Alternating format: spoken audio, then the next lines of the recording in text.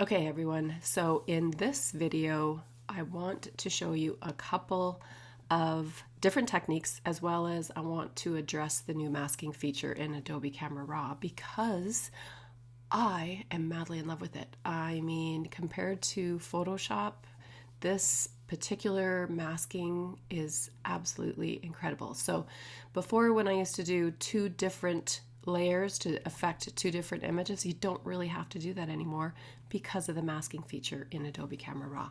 And keep in mind that I'm pretty sure I don't use Lightroom for editing, but I'm pretty sure I've been told that it's virtually the same. Okay, so there's been some minor adjustments here, but what we're going to do before we continue is I'm just going to pull up my shadows a bit more. I'm only looking at, this is my granddaughter Kaya, guys. So I'm going to pull up a little bit. I'm just looking at her face for this, but now I'm going to go into our masking feature here and I'm going to choose select subject. So it's going to, it's going to select the doll and Kaya, which is fine. Don't really care. But what I'm going to do now is I'm going to click on these little dots and I'm going to invert it. So now all of that effect is going to be on the environment and not necessarily her, which is amazing. Okay, so now let's reduce our contrast. Pull up the shadows. This is only in the background and the blacks. So you see how we are only affecting that part and it's starting to look pretty buttery and nice. I'm going to reduce the clarity even some. And now let's go into our colors. So don't really want it to be terribly warm. And I also would like to see, it doesn't look like I can really affect the individual colors. I don't see an adjustment for that. If you guys know where it is, let me know. But let's see what else we can do. If we reduce our exposure a little bit, that usually helps our subject pop.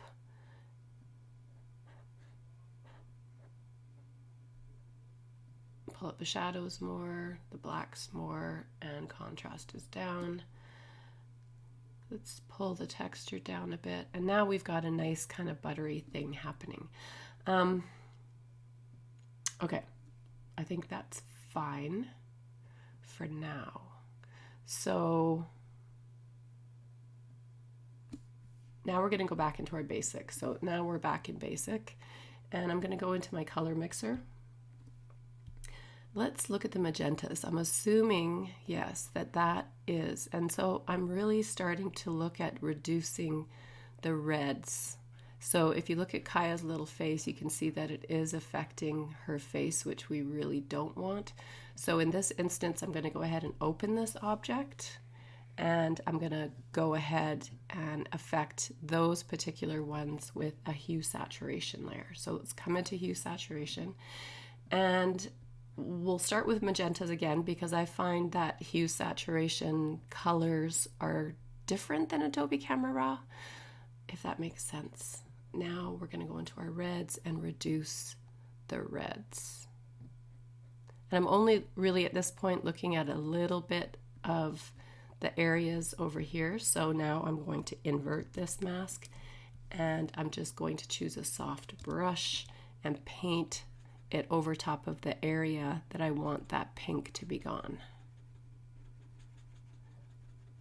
And I know some people like the pink, but to me it just, you know when you're going for that fine art look and you got these bright child colors and it just doesn't go with your vision, well that's kind of why I don't prefer to have little pinky pink stuff. I'd rather turn it to white or something a little more neutral.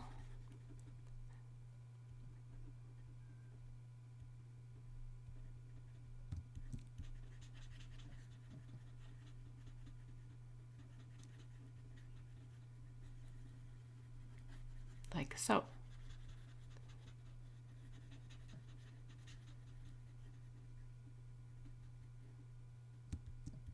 Just be careful to avoid doing this on her skin because it will take all of the natural red out of her skin.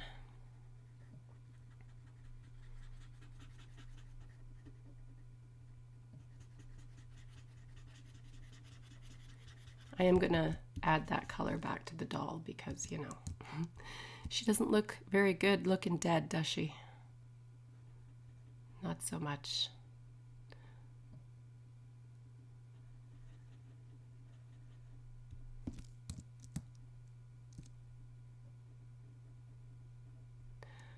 Okay, let's add that red back to Kaya.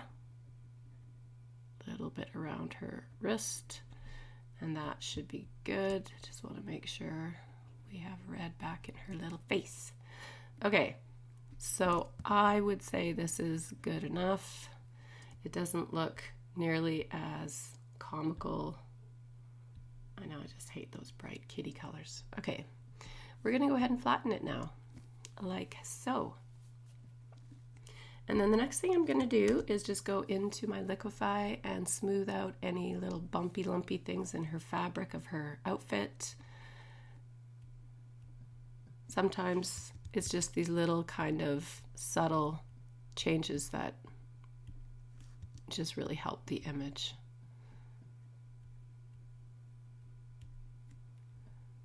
She's a pretty happy girl, in case you couldn't tell. As long as she gets her way, that is. All right.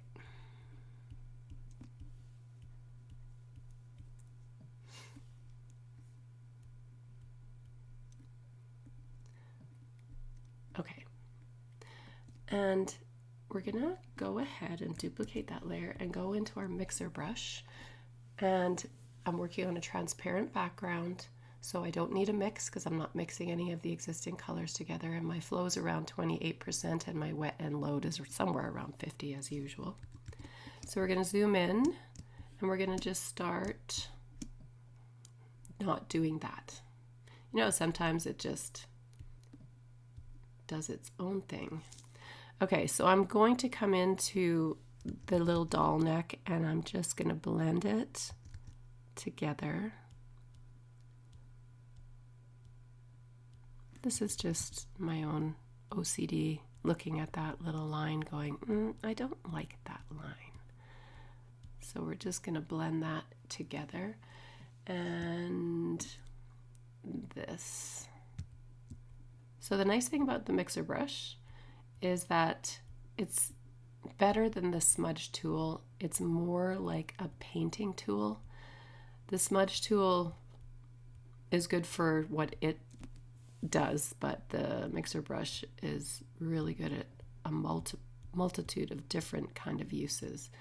But I usually use it for painting or just blending away things I don't want to see, like seams, getting rid of wrinkles in fabric. But it doesn't look as realistic when there's texture in the fabric like this. So I'm not going to use it too heavily on denim because then it's going to take away all that texture.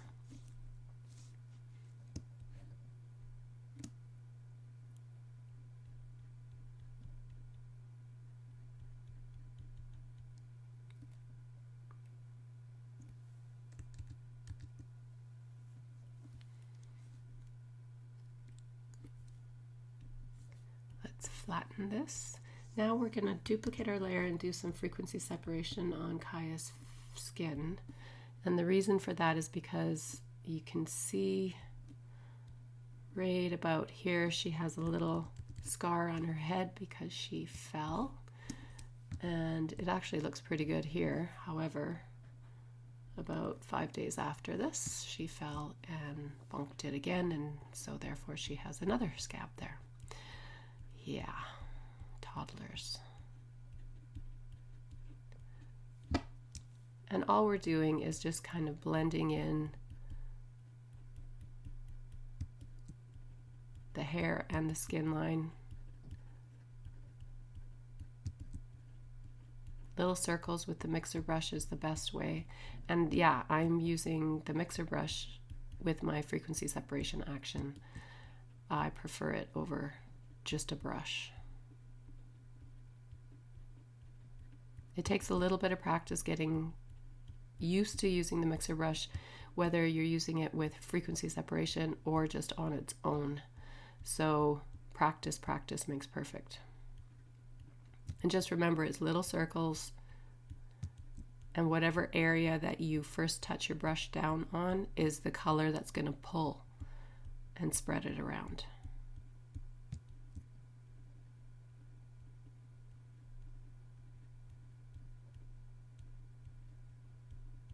So yeah, that masking feature in Adobe Camera Raw, I freaking love it. And I go back to it constantly throughout an edit now too. So I'll show you in a little bit here how nice it is to be able to go back and, you know, do refining little tweaks. It's quite lovely. I'm pretty happy with it. So you can see a little bit of magenta around here, but we're not going to worry about it. We can come in with a color blend mode and just fix that up.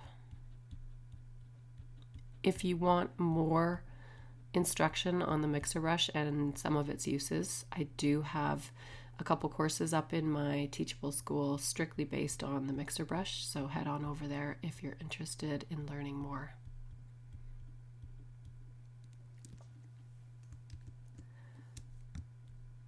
We're actually going to do a little bit on the doll.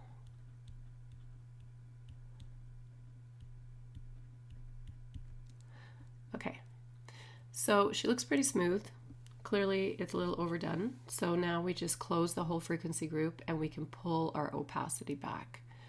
And this is nice if you feel like it's just a little too strong. And usually for kids, you don't want it too terribly strong, but that's good enough. I'm going to flatten it.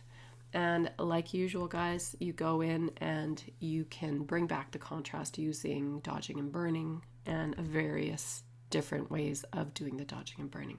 But before that, I'm just going to add my color layer like I talked about before. Make sure that you're on a regular brush. And now looking at the magenta cast around here, I'm just going to come in and sample colors directly around it and add that back. This is gray, so we can come in using the gray.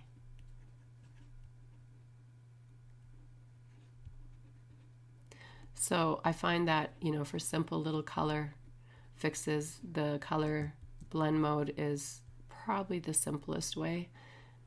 If you have other issues, then you can use various different techniques for changing colors that are maybe a little more advanced.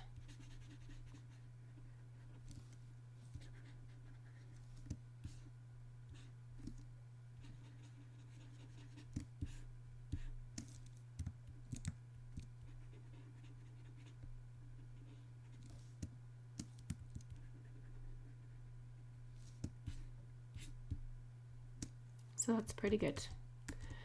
Okay, so we've removed that magenta cast. We're just going to look around here. I can see a little bit more here.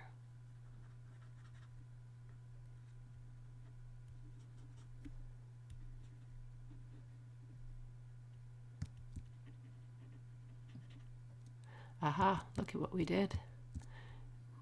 We forgot to change the color of her little leg back. So we'll do that now.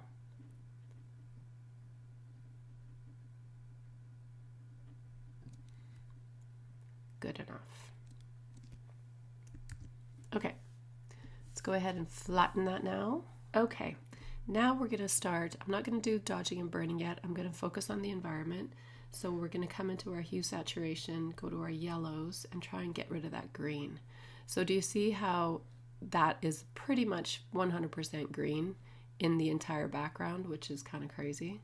So you can either reduce it, but you really don't want a gray background.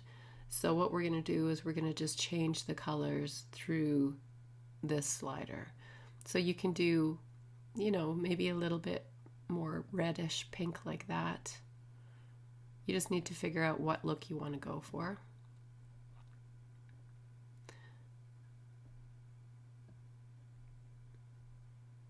Pull that down a bit. So I like that. I think that's cool. Now we're going to come into our blues and reduce that a little bit.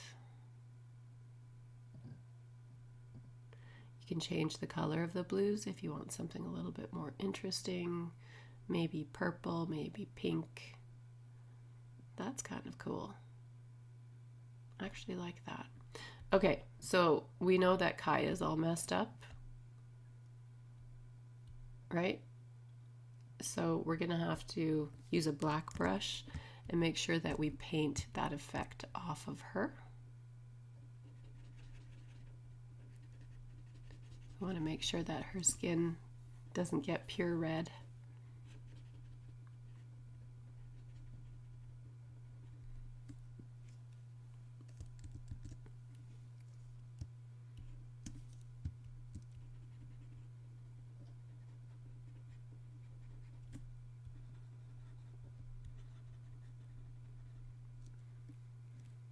So you can see there's gray underneath here. So what do? We do a new color blend mode. Just sample that color and paint it back. And as far as this is concerned, there's still a little bit of blue around the very edge. So just sample this color and paint it back over the areas. Like so. So many ways to change color, guys. So many ways.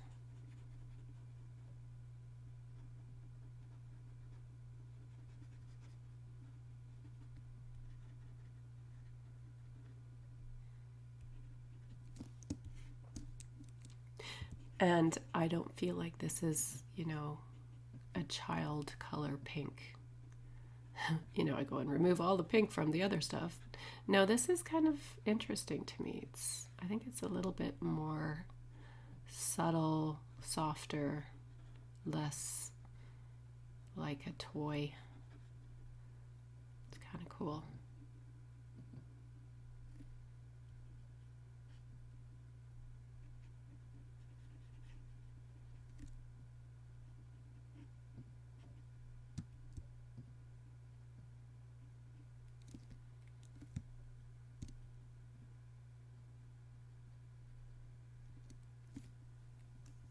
Okay, zoom out.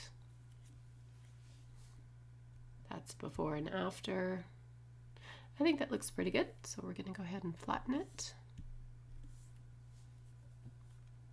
Cutie patootie. Okay, I'm going to start with my Lumensia. Hold down my shift key, click on curves. Now, if you don't know much about Lumensia, I will post a link right here, and that way you can look at the video where I really go in depth into what Lumensia is and how to use it for a portrait.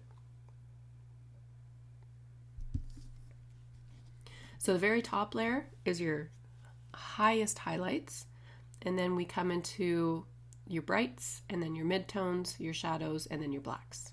So we're going to start with this one, and we're just going to pull the highlights up. And right now I'm only looking at her face, and that's good enough. This next one, we're going to try it both ways. So if I pull it down a bit, we get a little bit more detail in the shadow. If we pull it up, it gets a little bit brighter. And now we're in the midtones. We're going to pull it down just a little bit for a bit of contrast, like this. But what I'm going to do now, because I don't like the effect on her face, is I'm going to hold down Alt or Option and click Mask. And now I can come back and I can affect only the areas where I did want a little bit more depth.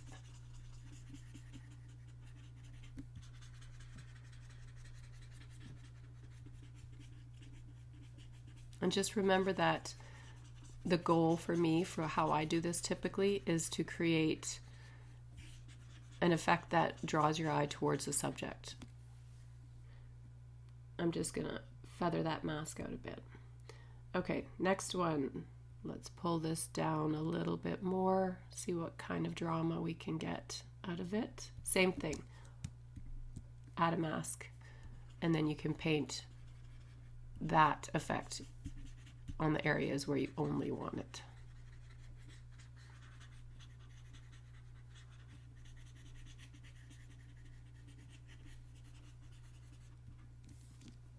Feather it out. And the last one is the dark darks. So we can really come in and do that as well. Same thing, add a mask.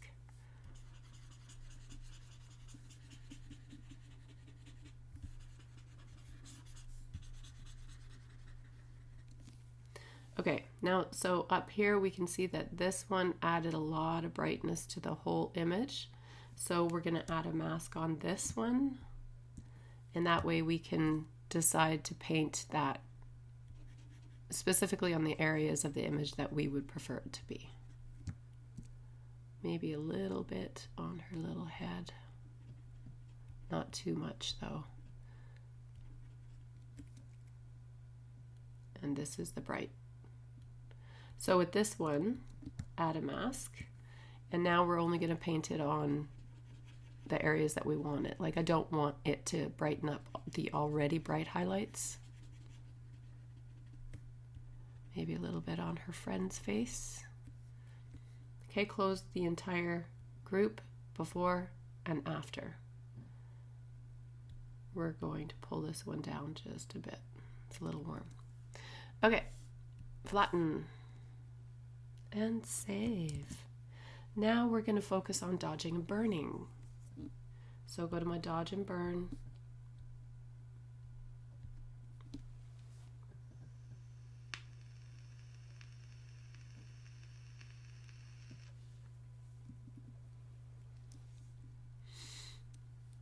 Flow is going to go down to around 10 to 13, whatever you like. And let's focus on her beautiful eyes. We're just going to add some light inside, like so.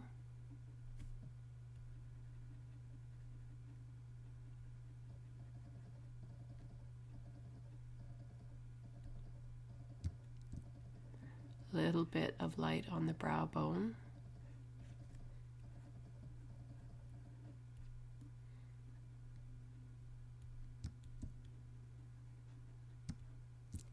So basically I'm adding light on the areas that already have light.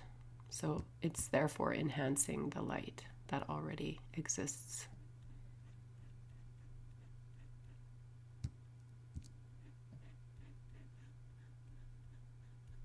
I always try to emphasize that eyelid if at all possible.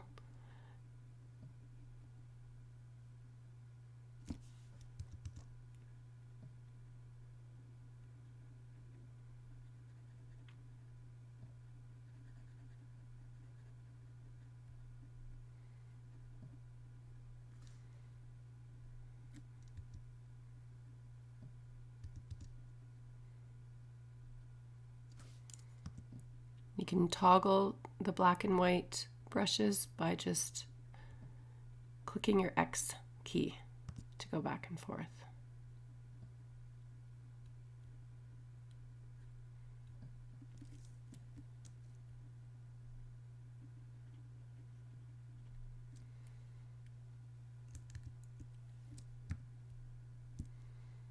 I'm going to reduce my flow to around 4.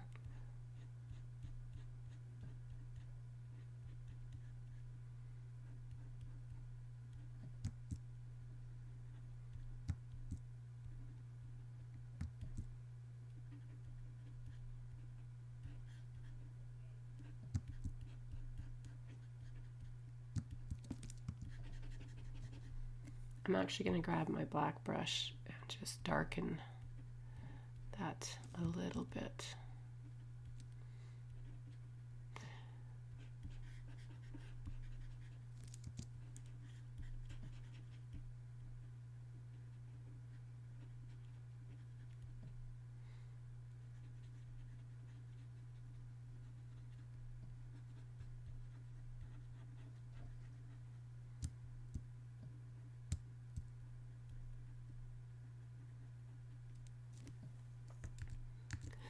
Okay, so I'm going to go to my dodge layer and reduce that down to a point where it looks a little more realistic.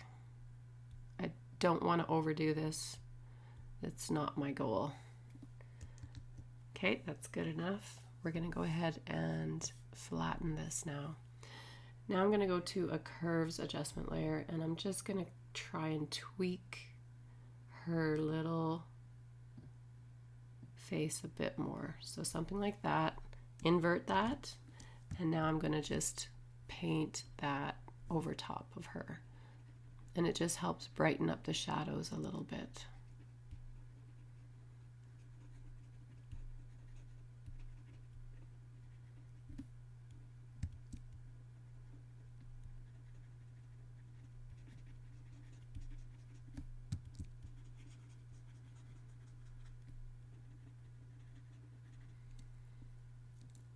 So something like that. I'm also going to just paint it around her. This part here, just add a little bit more brightness. So that's before and after. Feather that out. Flatten. I'm going to add a blank layer. I'm just going to quickly paint over top of that lamp post. Not that you can really tell what it is, but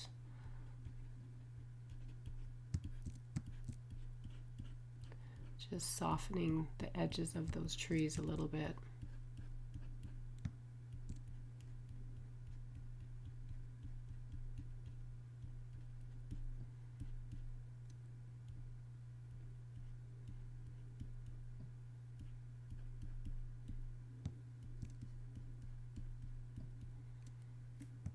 So don't ever be afraid to just use a plain soft brush to affect subtle nuances within your images. It's simple and easy to do. So now what I'm going to do is add a mask and just make sure that I paint any of that I got on her off.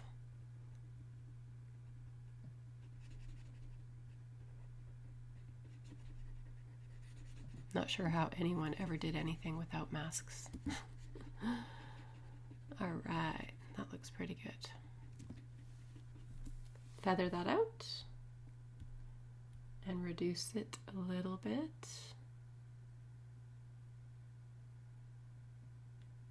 Something like that. Flatten.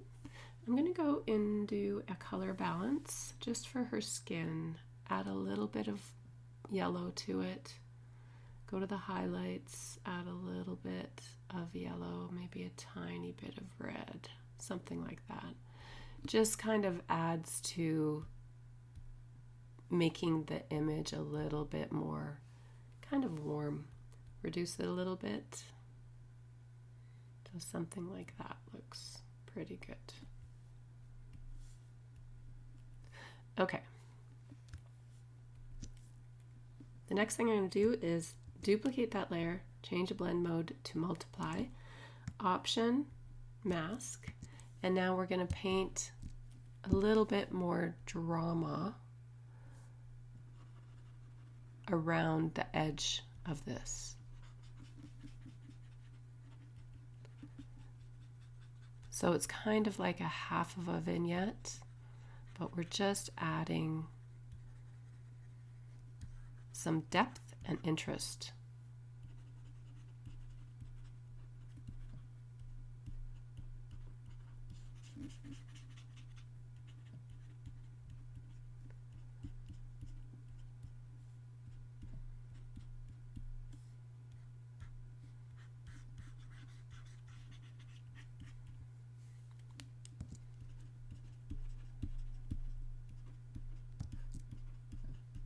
Just going to undo a little bit of that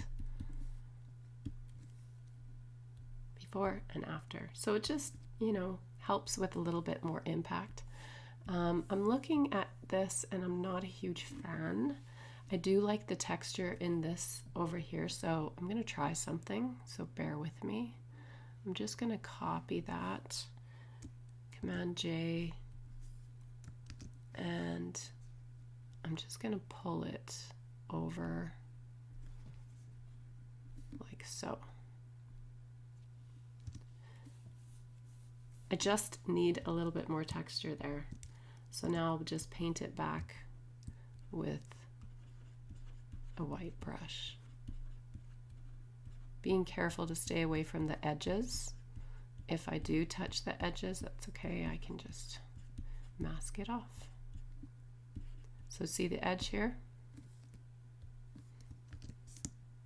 Just make that a bit bigger.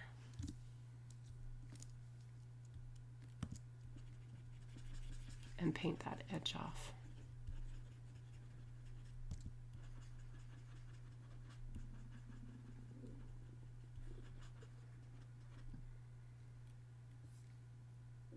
New layer. We're going to try something else. I'm just going to come in and paint a little bit.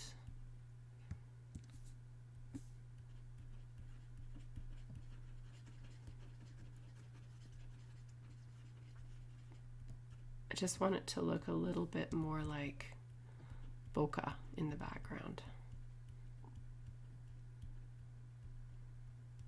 So, oh so subtly. The nice thing about bokeh is that it's pretty easy to recreate because it's so blurry. So don't be afraid. Combining digital art with photography is a lovely little marriage, so don't be afraid of it. Just adjust your brush size variously so that you get a more realistic look.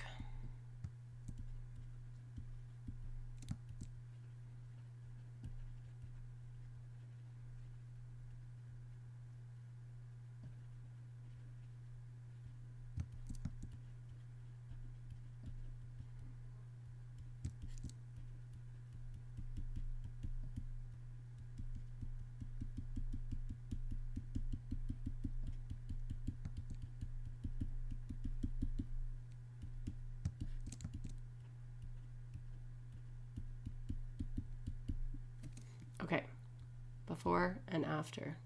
So it does, to me, look a little bit more transitionally correct. So we're going to leave it, flatten it, save. Duplicate your layer, filter, camera raw filter, and now we're going to play with those masking capabilities again. So click on your mask, select subject, inverse,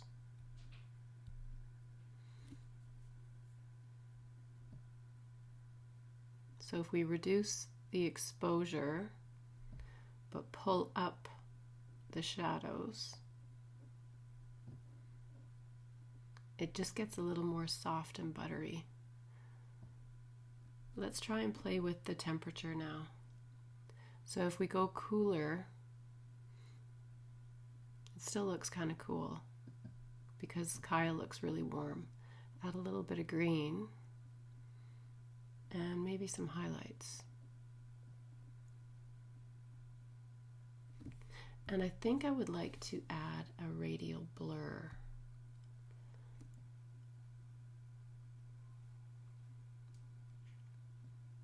But I think I'll do that in Photoshop. Okay, before and after. So it's just personal preference, right? Like I went for a cooler look, but you can choose anything that you like. It doesn't have to be what I do. I'm gonna choose a warm color like this, gradient, radial, pull it over, something like this, and then reduce it. So what I'm trying to do here is add back a contrasting color. So this is cool, this is warm. And it's very appealing for a color palette to have your colors that are opposite but cohesive. Just the opposite of the color wheel, right? We all know what that means. Okay, let's come into our selective color. We're going to go to blues. Let's see if there's any blues in here. Doesn't look like it. Maybe a little bit in the background, but not terribly too much. Let's go to neutrals, add some blues. So when we add the blue, this starts looking pinky. Add some cyan. Okay, you know what? I'm going to get rid of this because I don't want that now. I'm going to invert this because I definitely don't want it on her, but I do want to make the whites in the background a little bit more interesting by painting this cyanish color on the lighter portions.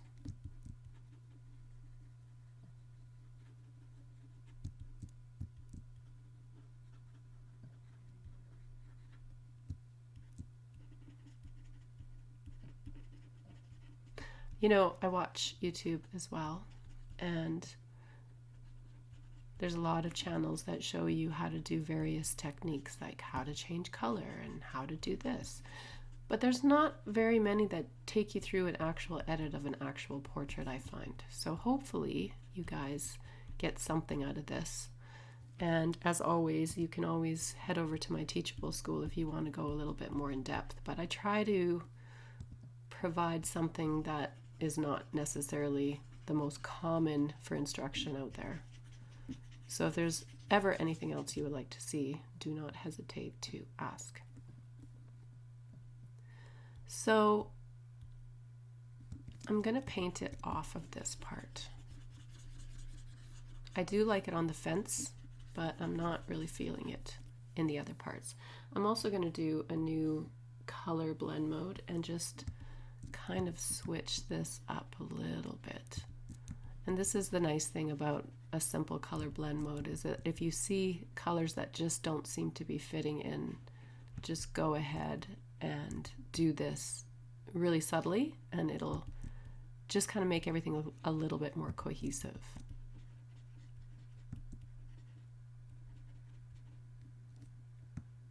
See, I think that looks actually better.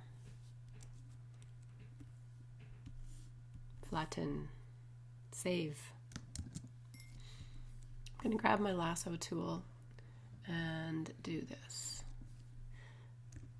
And the reason that I'm doing this is because I'm finding it a little annoying that this side over here doesn't have anything. I think it's out of place, so I'm going to add a layer mask and just paint the lines away, pull up my flow a bit. The first thing I always do is just make sure that definitive line is gone, which I think is pretty important. And now I'm going to reduce my flow and try and blend it.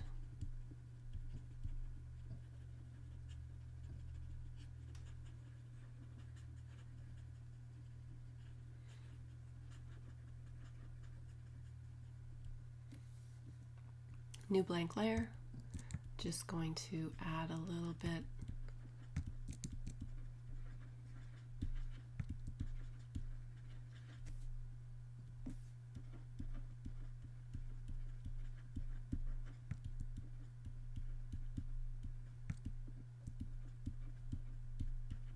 like so.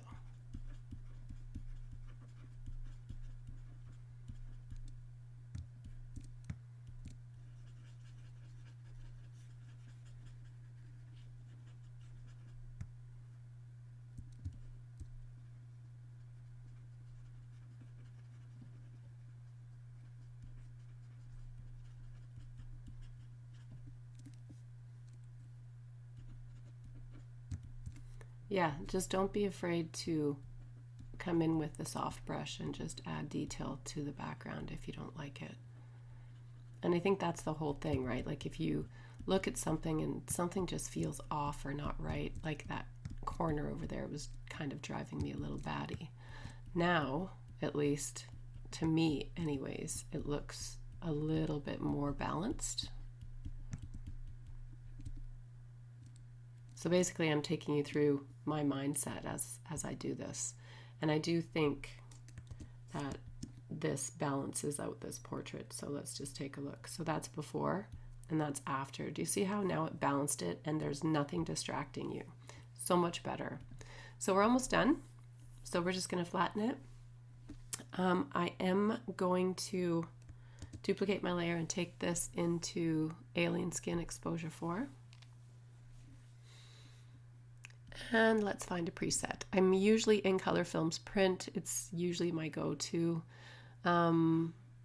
This one is nice, but if you can see, it's taken a lot of the warmth out of her skin. That's way too desaturated. This one is a good one. This is Fuji Pro 800Z. First thing, as always, if you take a look at this, there's a lot of grain. So we don't want that grain, so we'll start there. First by reducing the roughness, because that just reduces the size of the actual grain, and then reduce the overall strength.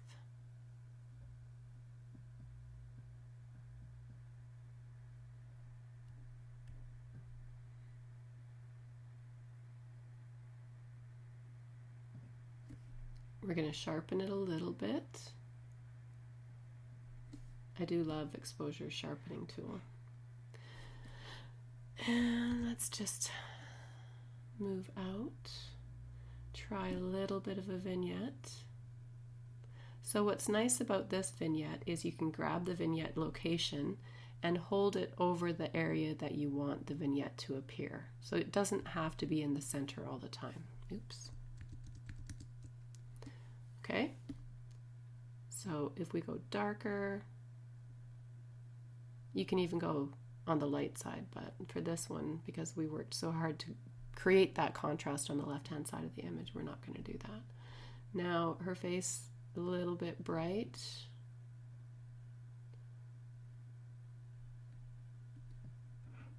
We're going to add back a little bit of the warmth in her face.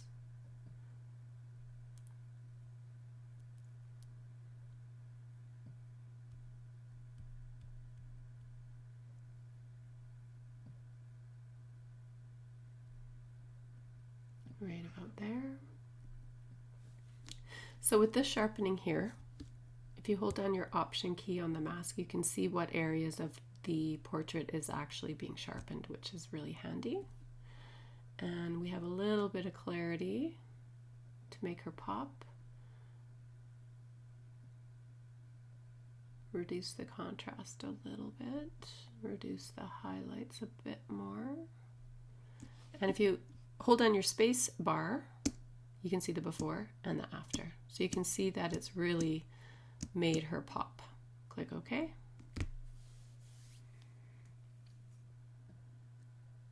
Okay, before and after. If we zoom in, you can really see the difference. So that's before and that's after. Nice and sharp. You can even see the boogies on her nose. But that's fine. She's a little girl. Okay. I'm going to reduce that just a bit. Right about there. So now we have a couple of things left to do. First is going to be our color toning with selective color. Go into the blacks. I'm definitely going to go a little cooler. Like so. Neutrals, I'm going to add a little bit of cyan, just a tiny smidge, and a little bit. See, if I go yellow, she gets way too yellow. Don't really want that. If we add a bit of green, it might take away a little bit of the warmth in her face. That's okay. Let's go to whites. Pull the whites up just a bit. We can go yellow on the whites, which actually I think is better than going cooler. And now we just look at the before and the after. So you can really see that the before had a lot more red and pink to it. You can reduce it a little bit. Right about there. Flatten. So now we're going to grab our cherry cheeks and lips from our retouch set, focusing on her little lips.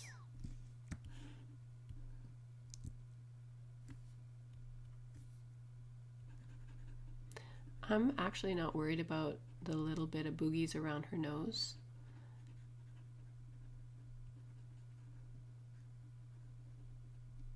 because I'm probably not going to print this. If I was going to print it, I would get a little bit more detailed, and just feather that out a little bit. And I'm actually going to go into this adjustment layer and reduce my reds a bit, and then increase my pinks. Just a little bit pinker, something like that. Cheeks, just on the very apple of her cheek.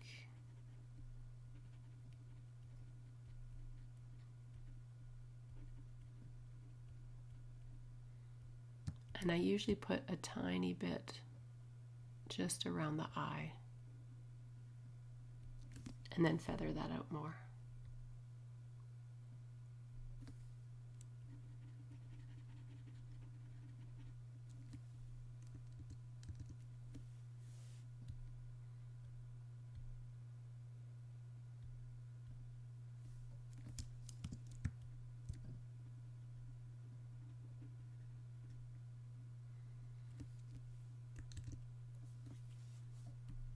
And flatten.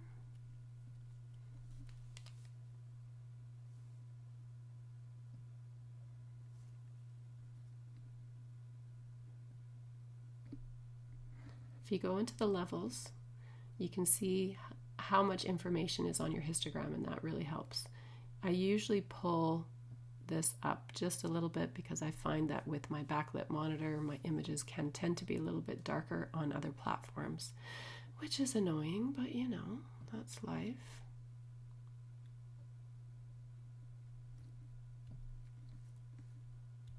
I'm going to go into the blues and maybe just add in a little bit more warmth right about there. So that's before, that's after, and that's it, folks.